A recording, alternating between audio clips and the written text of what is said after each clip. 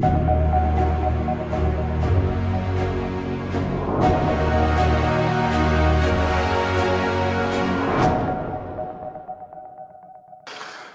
thank you very much, Hannes, for that fine presentation.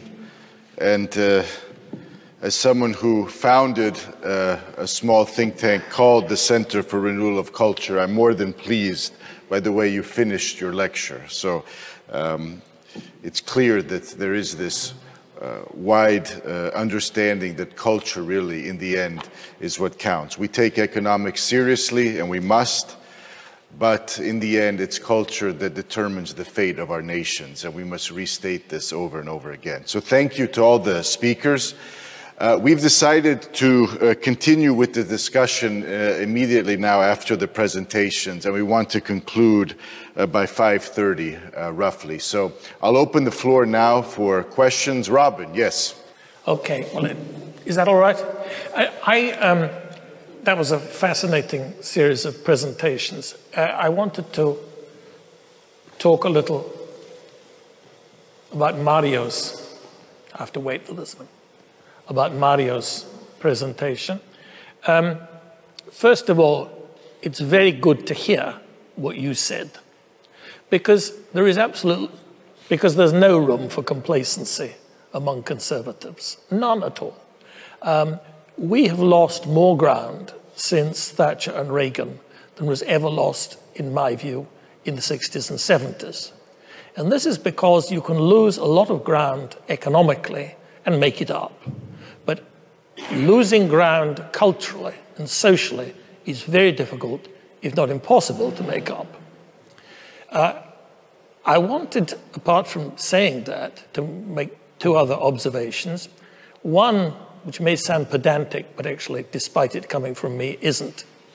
And that is that the idea of Burkean conservatism seems to me to be sometimes caricatured. We must remember that Edmund Burke was really not a conservative, and I'm not making the point about whatever he called himself a Whig, but that's not the matter. The point is that what he was advocating was counter-revolution. And if you read, I mean, he became a so-called conservative because of his reflections on the revolution in France, which is a counter-revolutionary book. And if you read his letters on a regicide peace, which we should certainly read, you will find that he was frenetic and a fanatical counter-revolutionary. I mean, he disapproved of the British government making any settlement whatsoever which accepted the killing of the French king, which basically legitimized the killing of the French king. So really, I think that Burke is a very good model for what I think we now need, which, as I suggested, I don't think it is a revolution. This seems to me to be a wrong word. I'm not sure about disruption. I'll come to that. I think what we need is counter-revolution. And counter-revolution is a different concept. Of course, sometimes it has been military. But as I said, not entirely joking, I mean, I really am not talking about some kind of armed counter-revolution, but that in our minds, we must be actually trying to win back, to make fundamental changes in the situation. And that is the mentality we have to have. I would, though, and I don't think it's just my years or Anglo-Saxon timidity, though it may be a little, I really would caution against any kind of civil indiscipline and this sort of thing. This seems to me to be the stuff for children and leftists. And I also, perhaps again through reading enough about the history of this country, I'm very suspicious that any kind of direct action is always used by agents provocateurs on the left in order to discredit us. Those are my thoughts. You want to respond, Mario? You want to say? Sure, very briefly. Thank you, Robin. Point well taken. You're right. There's a caricature of Burke that so many conservatives use. Yes. We can't hear you. Yeah, I think it's right. Yeah. Point well taken. And of course, in my mind, and I didn't express this, Burke is often contrasted with de Maistre or Donoso Cortez, who are truly counter-revolutionaries of the kind that most people think of. But thank you for clarifying. On the latter point, yes, the civil disobedience, it's an uncomfortable, you said immature, yes. But what's amazing, what's astonished me is how many serious and let's say waspy scholars in the US have been advocating this, like Charles Murray and others. It's been growing and spreading. I'm not sure they're sliding into immaturity. I think they're maybe at wit's end and just looking for alternatives, even alternatives that we long ago discarded. Anyway, thank you. That's all I have to say, I think. Go ahead, John. I'm interested, on this very topic, I'm interested to know what in practical terms a counter-revolutionary response would be. That is to say, presumably, at what stage in our political evolution in Western society do we want to return? I presume we don't want to return to the ancien regime. So I tend to think we want to return to what seemed to be, well, I would say two periods. One is the period which Western Europe and America enjoyed after the war, what the French called the 30 glorious years, and which was, I would say, a moderate liberal democracy in which the non-elected institutions were humble towards elected and accountable institutions. The strength of support for democracy as an idea permeated most people in the official classes and throughout the country, in the Western European countries. It was also longed for, I think, in Eastern and Central Europe, and accompanied by a sense of betrayal, of course. So I presume that that is what we would want to go back to, I mean, with all its faults and inadequacies. And I don't think such a state of affairs can be achieved by methods which are not themselves essentially those of democracy and reform. They would amount to restoration rather than revolution. And that is what I tend to think is the best course for conservatives to take. About the atmosphere in America at the moment, I would say Mario is quite right that there are intellectuals who are talking on both sides about direct action and revolution and so on, and rebellion, and resistance, which was the motto of the Democrat Party and its intellectual allies in the Trump years. I have to say, I myself felt about these twin hysterias as I thought of them, about what Peter Vierek said in the 1950s about McCarthyism and the intellectual left response to McCarthyism. He said once, "I am against hysteria. I am also against hysteria about hysteria." And I think that's, in a sense, I would like, as far as possible, to keep the temperature of the conversation reasonably moderate, because I think we can't achieve anything.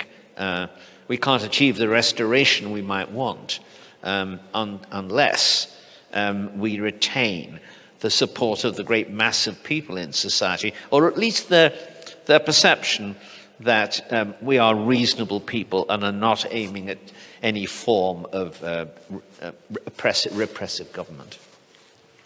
Next question. Can I? Yes, Hannes, sure. I would like to make one point about Edmund Burke, and it is that he was a Whig, not a Tory. He was a classical liberal who knew both Adam Smith and David Hume, and thought in many ways in the same on the same mode. But there are one or two more things to say about it. It is, I believe, that even though he was a classical liberal, what he detected, because he had an extraordinarily fine sense of history, was the germ of Jacobinism and the terror. The terror had not begun when he wrote his reflections on the revolution in France, but he anticipated it because he saw it. And what is it that he saw? He saw that the French Revolution was totally different from the two revolutions that he had supported, namely the Glorious Revolution of 1688 and the American Revolution of 1776.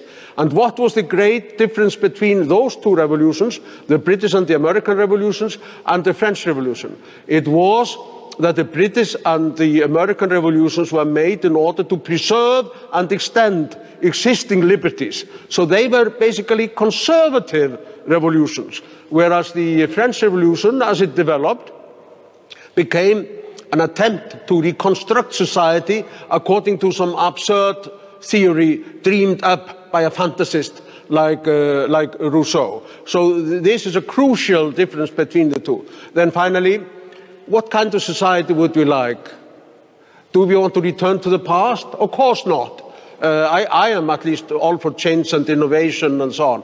But I am influenced a bit by Stefan Zweig's wonderful book, Die Welt von Gestern, The World of Yesterday, where he describes the large free trade area which was progressive and prosperous and where people could advance and where thriftiness was rewarded and so on.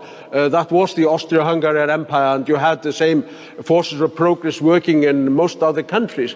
So I would say that I would like to return to the structure which enabled all that progress, even if we should accept progress, and even if we might say with Hayek that liberty and progress is movement for movement's sake. We are just you know, doomed. We have to be free. That's our identity. That's our lot. That's our destiny. We have become individuals with the ability and will to make choices, and that means that the world has to move on and progress. Stephen, could I add something? Yes, sure. Is that okay with you? Sure. Sorry, I'm just thinking about what John just said about keeping the temperature low and preferring moderate approaches. I understand this perfectly. The problem is the other side doesn't believe in those approaches. And we've been acting as gentlemen and ladies and trying to be fair for decades, and it's just gotten worse. And they've used that gentleness, if you will, against us. And we keep getting pushed into corners. And at some point, even the most cowardly creature will get to that point where it will turn around and begin to fight back. And so I agree with you. I'm not calling for direct action and anything like that, but the times, that was my point with the whole 9-page memo that I mentioned. I love the Jeb Bush approach. He's from an old family, exactly the kind of candidate that I would have loved many years ago. But he would have achieved far less than Trump did. But I saw Trump as this vulgar, crass, crude character, kind of a torpedo that we needed to send into the White House, into the heart of the deep state, to shake things up. And unfortunately, I think that's where a lot of us are pushed into a corner and now turning into honey badgers, revealing our fangs. Can I come back on this? You listed a long list of things in your original talk, Mario, which we had lost. We'd lost the battle of gay marriage, we'd lost this, that, and the other. Well, I would say one of the things we lost was elections. And if we had not, we had won the elections in 92 and 96, or in 2010 and 2008 and 2014. Well, we wouldn't have had some of the changes, which included appointments to the Supreme Court and so on, that we had. Now, I'm not saying democracy is a cure-all for anything, for everything. I don't think that. But I do think winning elections is absolutely key to determining policy and future in Western democracies. It's not the only thing. And unfortunately, as we all agree, one of the developments which has happened since the end of the Cold War is that democratic parliaments and congresses decide fewer and fewer things, which are decided instead by the courts, by semi-independent bureaucracies, by international treaties, which have been reinterpreted in fantastic directions by the international courts, and by the enforcement agencies of the United Nations, which come into countries now and tell them that they've got to change their budgetary policy, and they've got to change all kinds of things. So I do think that first, the major thing we have to do is to win elections, and the second major thing we have to do is, when we win them, that we restore the authority of democracy and democratic assemblies over bodies which were created to restrain democracy, but are now employed by themselves to correct democracy and to legislate in ways which the parliaments would never be able to do. Now, I don't say that's the answer to everything, as I say, but I think it's a key, because when we did win elections in 1980 and 1984, 1979 in England, and another 3 elections, we won the Cold War, and we decisively changed policies internationally. By the way, we don't like the results of some of those changes, like the removal of trade barriers. I do in general, but some don't, and I think obviously Hannes does too. And I think by and large, those changes were enormously beneficial to the world. 3 billion Asians are lifted out of the labor market, out of abject poverty, into the global middle class. Now, we were foolish, of course, in not watching what the Chinese government was doing in some of its actions in exploiting our openness. But we were not wrong in general in pursuing that policy, which I think had enormously valuable. Well, you can't. Do we want prosperity for the world, or don't we? I do. Okay,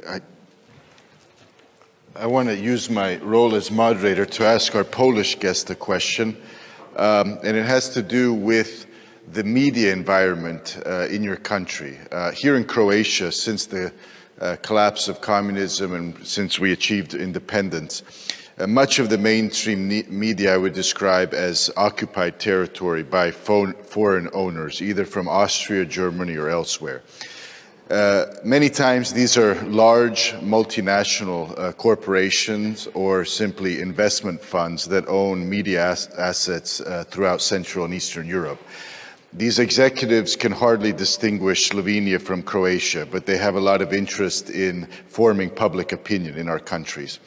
How is Law and Justice coping with the media environment in Poland? As far as I've heard for many years, much of it is owned by German companies.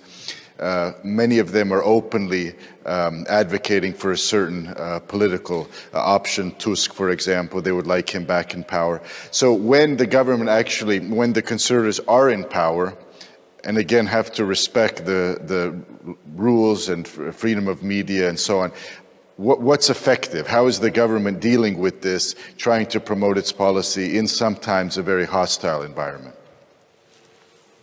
Sure, thank you for that question, but just a few words about your earlier issue about the counter-offensive.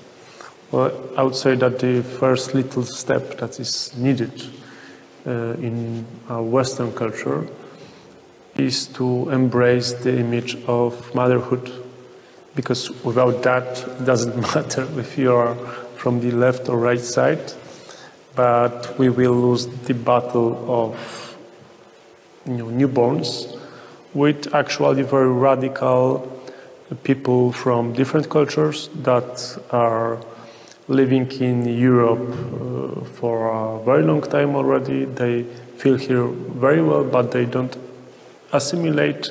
They have their own culture that is not based on actual European values. So when we are thinking about counter-offensive, maybe we should start also about thinking of, well, making it possible for our culture to just survive, because nowadays this left side rhetorics that made having children just unpopular because of career, because of the mainstream media, pop culture, etc.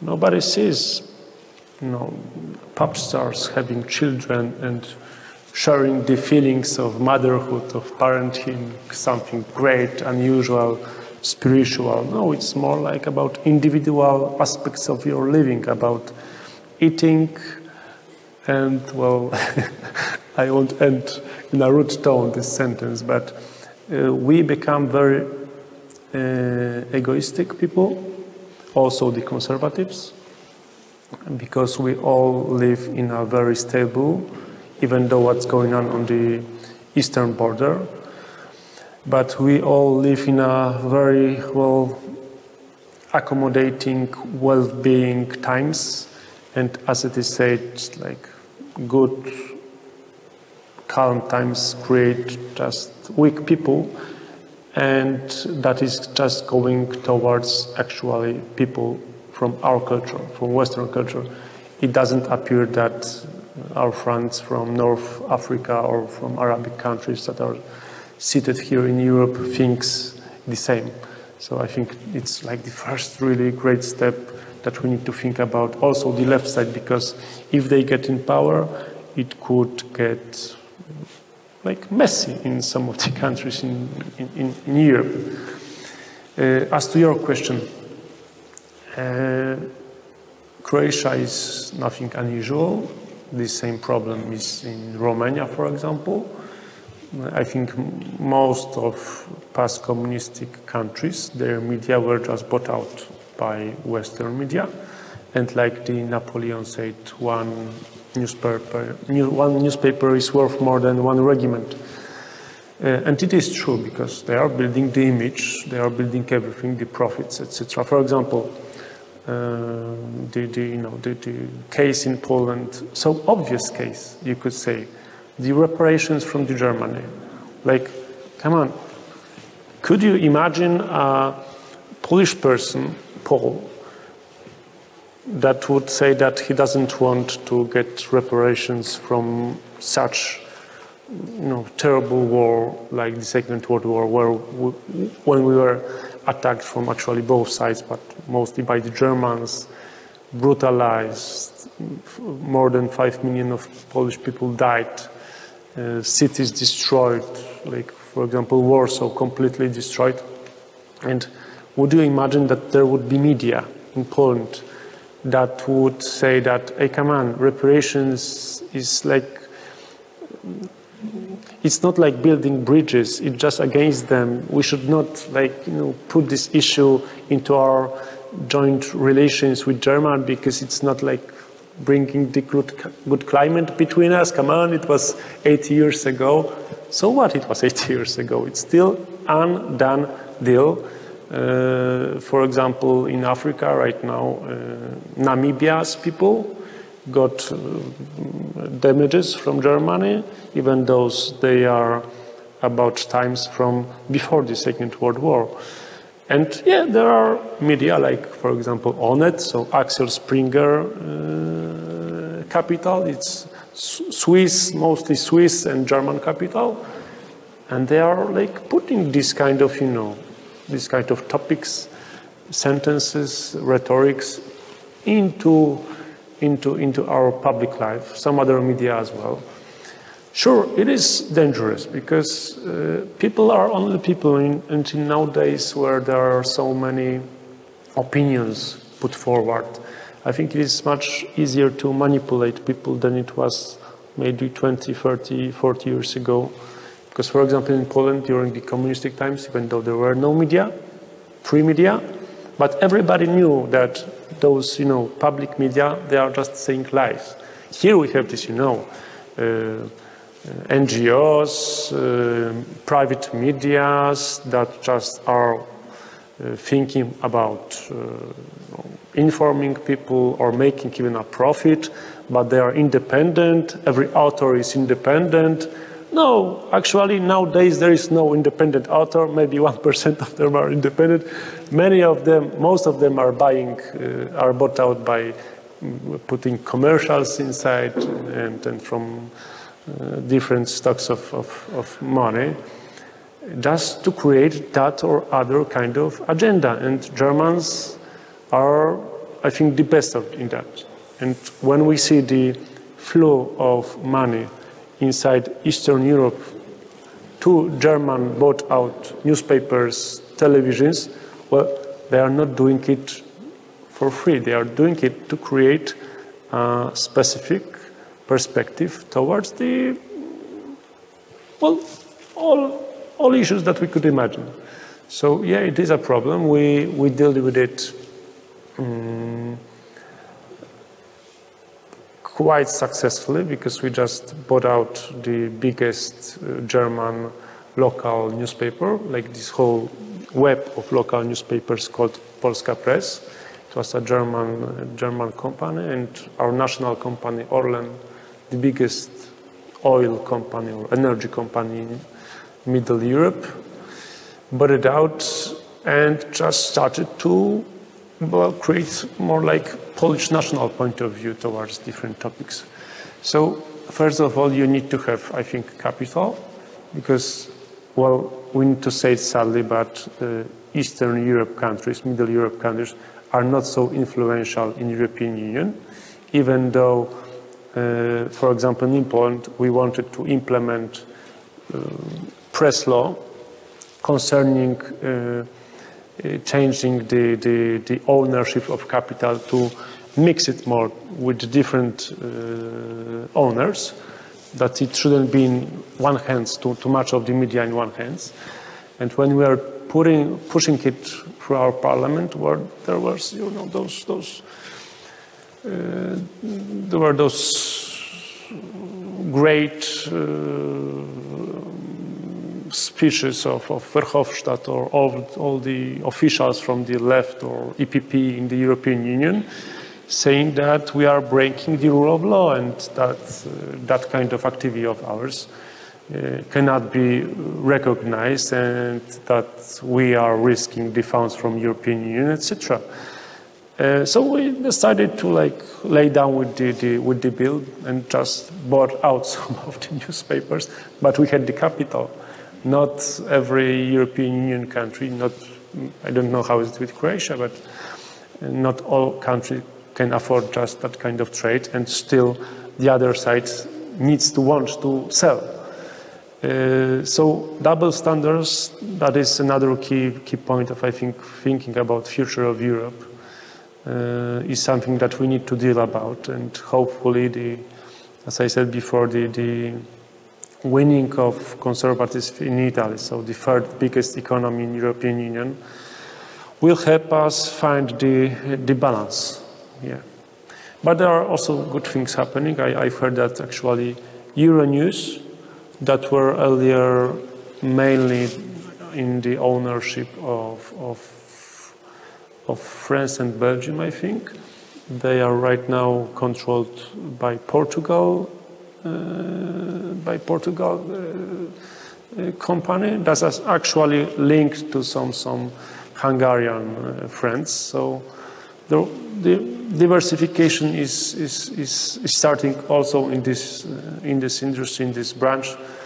So if you need support in that, if you are looking for how to do it or what kind of dangers are on the road to just change the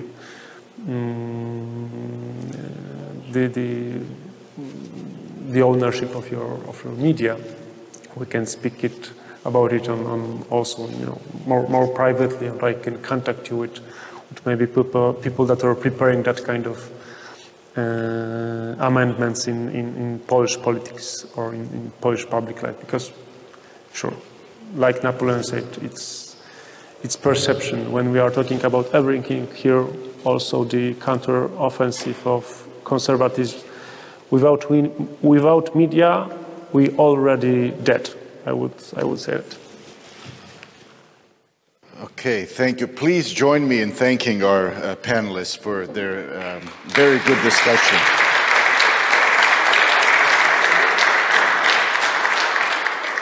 So we're very pleased to end on that note, and thank you all again for agreeing to join us. We'll adjourn now, so we're finished with the second day.